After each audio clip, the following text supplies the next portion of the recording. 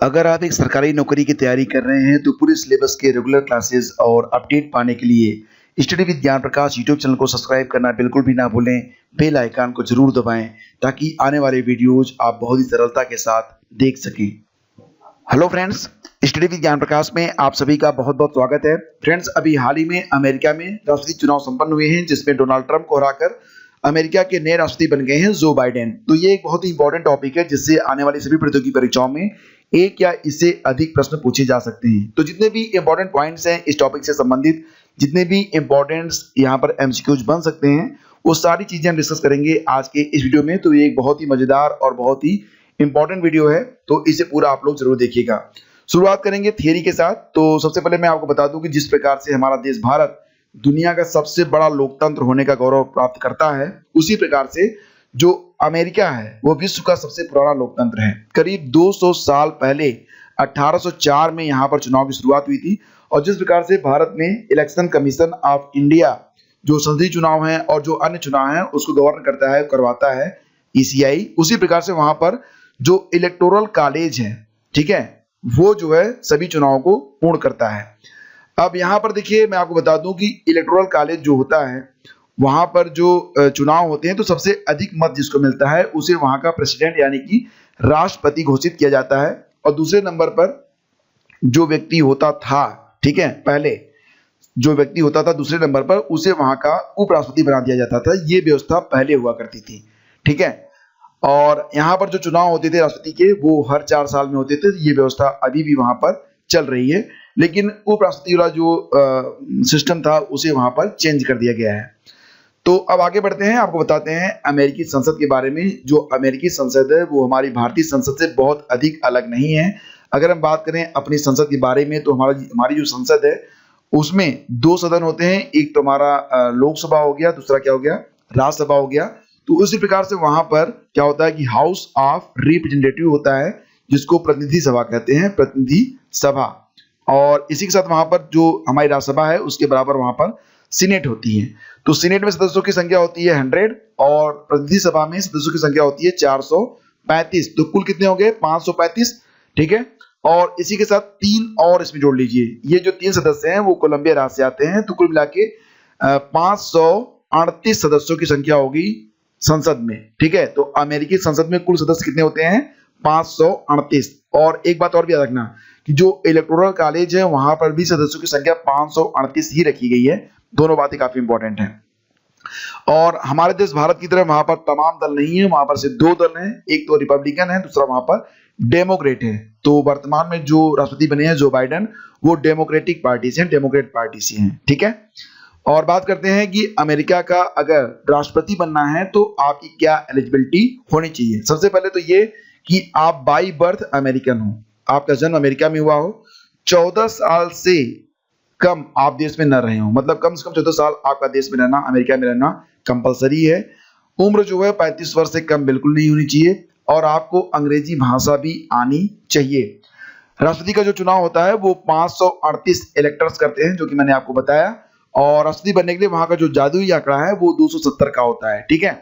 और अमेरिकी कानून के मुताबिक राष्ट्रपति पद के 2 कार्यकाल के बाद कोई भी व्यक्ति तीसरी बार चुनाव नहीं लड़ सकता है। तो ये काफी इंपॉर्टेंट पॉइंट्स हैं और ये बहुत इंपॉर्टेंट है, इसको आप याद रखना।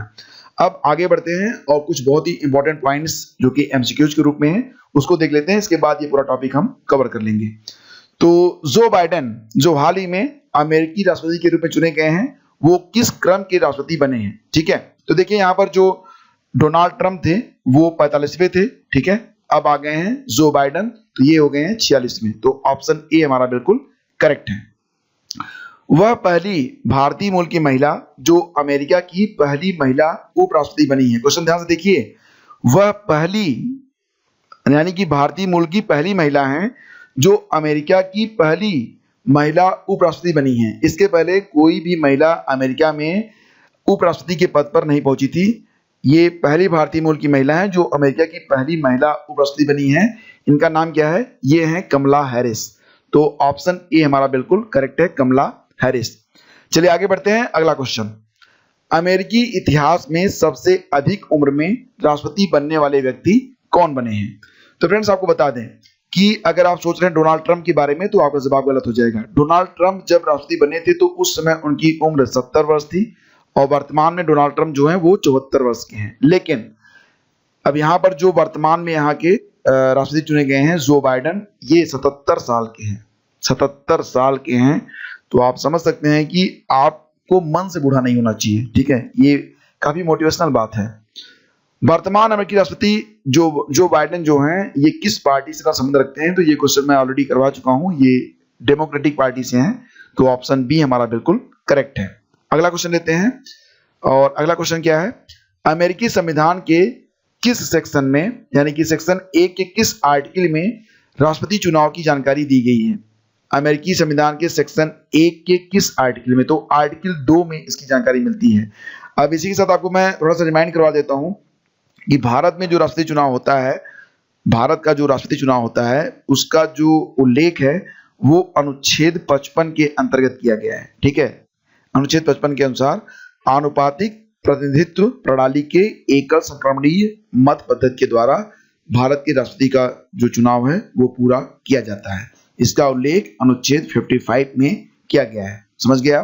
अगला क्वेश्चन, अमेरिका का राष्ट्रपति बनने के लिए किसी व्यक्ति की न्यूनतम योग्यता क्या होती है। अगर अमेरिका का राष्ट्रपति बनना है तो किसी व्यक्ति की न्यूनतम योग्यता क्या होती है, ये मैं आपको बता चुका हूं। तो याद करिए, उस व्यक्ति का जन्म अमेरिका में हुआ हो, ये तो बिल्कुल सही है, और कम से कम 14 वर्ष अमेरिका में रहा हो, ये भी सही है। न्यूनतम उम्र 35 वर्ष होनी चाहिए, ये भी सही है। यानी कि उपरोक्त सभी कथन यहाँ पर करेक्ट हैं। अगला क्वेश्चन, वह निकाय जो अमेरिका में हर 4 वर्ष में राष्ट्रपति और उपराष्ट्रपति का चुनाव कराता है।